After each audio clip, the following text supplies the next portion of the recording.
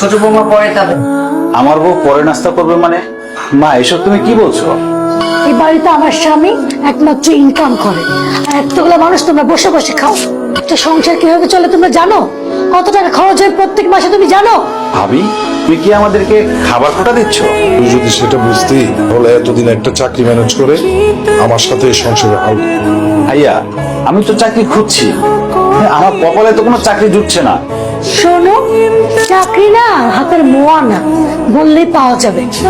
তুই যদি ফকিনীর বাচ্চাটাকে বিয়ে না করে বড় বৌমার খালাতো বোনকে বিয়ে করতি, তাহলে তোরও দুলালের মতো একটা ভালো চাকরি।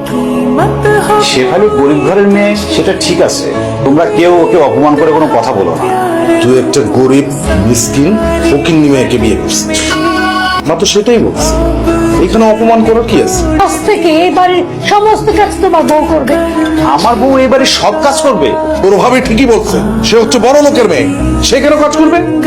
তুই যতদিন না পর্যন্ত দুলালের মতো একটি ভালো চাকরির ব্যবস্থা করতে পারবি, ততদিন পর্যন্ত তোর বউ এই বাড়ির সব কাজ করবে। ঠিক আছে মা, এই বাড়ির যত কাজকর্ম আছে আমি সব একাই করব, আমার কোনো অসুবিধা হবে না। এখন হচ্ছিস কেন? আমি তো বেকার, যেহেতু সংসারে কোনো ইনকামের সাহায্য করতে পারি না, আমার নাস্তা করার অধিকার একসাথে নাই, আমি পরেই নাস্তা করবো। এই ফকিনীর মেয়ে, নম্বর মতো দাঁড়িয়ে আছো কেন?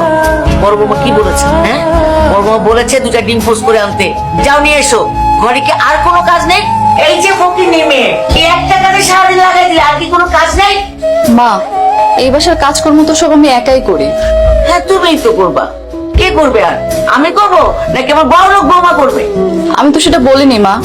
আমার ভোলা ভালা ছেলেটাকে পটায় টটায় বিয়ে করছো কি মনে করে? হ্যাঁ, মনে করছো সারা জীবনে বাড়িতে পায়ের উপর পা তুলে রাজধানীর মতো বসে বসে খাবা? সে আশা তো পূরণ হবে না। মা, এটা আমার শ্বশুর বাড়ি, আমার স্বামীর ঘর, আর এই সংসারে প্রত্যেকটা জিনিস গুছিয়ে রাখা আমারই দায়িত্ব। বাহ বাহ বাহ বাহ। তোমার কথা শুনে মনে হচ্ছে তুমি এই বাড়ির মালিক।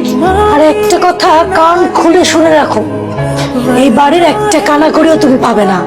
এই বাড়িতে আমি যা বলবো তাই হবে। আমার না মাথাটা খুব ব্যথা করছে, আপনি একটু হোটেল ম্যাসাজ করে দিবেন? কি বলো বৌমা, কেন দিব না? তুমি হচ্ছে আমার লোক, কি বড় লোক বৌমা, তোমাকে মাথায় মেসেজ করে দিব না? কাকে দিব? এই ফকিনীর মেয়েকে? চলো চলো। এই সংসারে সবাই তোমাকে গাধার মতো খাটাচ্ছে, তা আমি কোনো প্রতিবাদই করতে পারছি না। শোনো, এই সংসারে কোনো কাজকর্ম করতে আমার মোটেও কষ্ট হয় না, শুধু খারাপ লাগে কিছু মানুষের আচরণে। কি করবো আমি নিজেই বুঝতে পারছি না।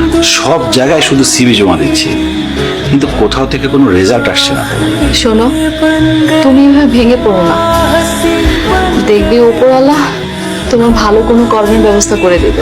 তোমার তো ব্যাগ পে, তুমি কিন্তু ভুলেও বাসায় কোনো কাজ করবে না, ঠিক আছে? যদি তোমার কোমরে প্রেসার পড়ে তাহলে তোমাকে নিয়ে যেতে হবে আমার ডাক্তারখানায়। এই ডাক্তারখানায় টানাটানি করতে করতে আমার যা ব্যাংক ব্যালেন্স আছে সবকিছু খালি হয়ে যাবে।